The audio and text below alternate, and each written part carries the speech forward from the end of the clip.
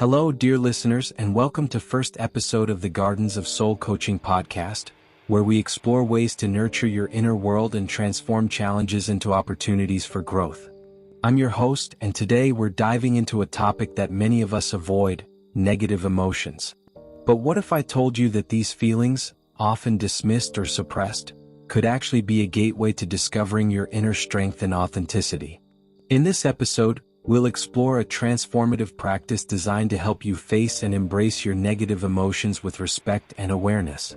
By doing so, you'll learn to honor your efforts, connect with your true self, and build a life that reflects your unique needs and values. So, grab a notebook and a cup of tea and let's embark on this healing journey together. In today's society, there's a pervasive idea that we must always be positive. Think about it. How often have you heard phrases like, "just look on the bright side," or "don't dwell on the negative"?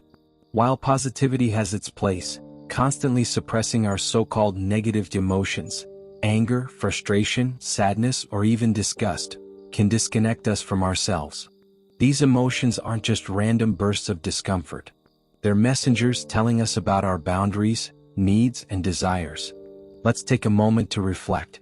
Have you ever felt overwhelmed but pushed those feelings aside, thinking, "everyone else is dealing with more, I should just be grateful"? Or maybe you've ignored frustration at work because you didn't believe you had the right to feel that way. These habits might seem harmless, but over time they can lead to disconnection, burnout, and a diminished sense of self-worth. But here's the good news. By consciously engaging with your negative emotions, you can transform them into valuable insights that guide you toward a more fulfilling life. One of the most powerful tools for embracing negative emotions is what I like to call the negativity journal. It's a simple but profound daily practice. Here's how it works. Set aside time. Choose a quiet moment in your day, morning, midday, or evening, and give yourself 10 to 15 minutes. Find a notebook or journal dedicated to this practice. Write freely. Let your thoughts flow onto the page without judgment. Write about everything that's bothering you, no matter how small or seemingly irrational it feels. Use your authentic voice. You might write something like, "I'm so tired of doing the same tasks every day. Why can't that person just listen to me for once? I feel like I'm constantly underappreciated." Feel the release. As you write, you may notice a sense of relief. The act of putting your emotions into words helps to externalize and process them. You're no longer carrying these feelings silently. Instead, you're giving them a voice. Close with care. Once you've finished, take a deep breath and thank yourself for honoring your emotions. Close your journal and return to your day with a lighter heart. You might wonder, how can writing about negative feelings make a difference? Let's break it down. Releasing inner tension. When you suppress negative emotions, they don't disappear. They linger, often manifesting as stress or physical tension. Journaling gives these emotions a safe outlet, freeing up mental and emotional energy.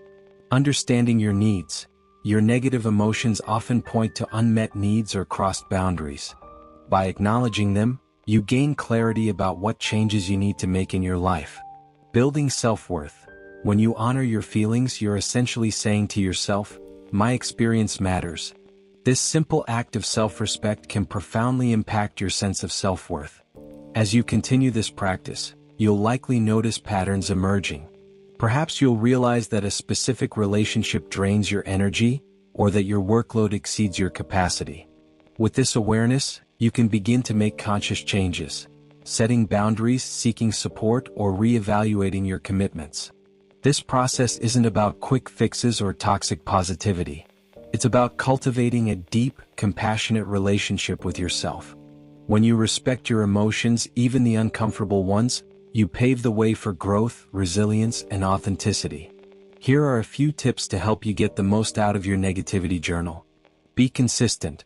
Try to journal daily, even if only for a few minutes. Regular practice creates a sense of safety and routine. Create a ritual. Pair your journaling with a comforting activity, like lighting a candle or sipping your favorite tea. Don't overthink it. This isn't about perfect grammar or profound insights. Just let the words flow naturally. Balance with gratitude. If you find it helpful, you can pair this practice with a gratitude journal in the evening. Acknowledging both the highs and lows of your day creates a balanced perspective. As we wrap up today's episode, I encourage you to try the negativity journal for at least 1 week.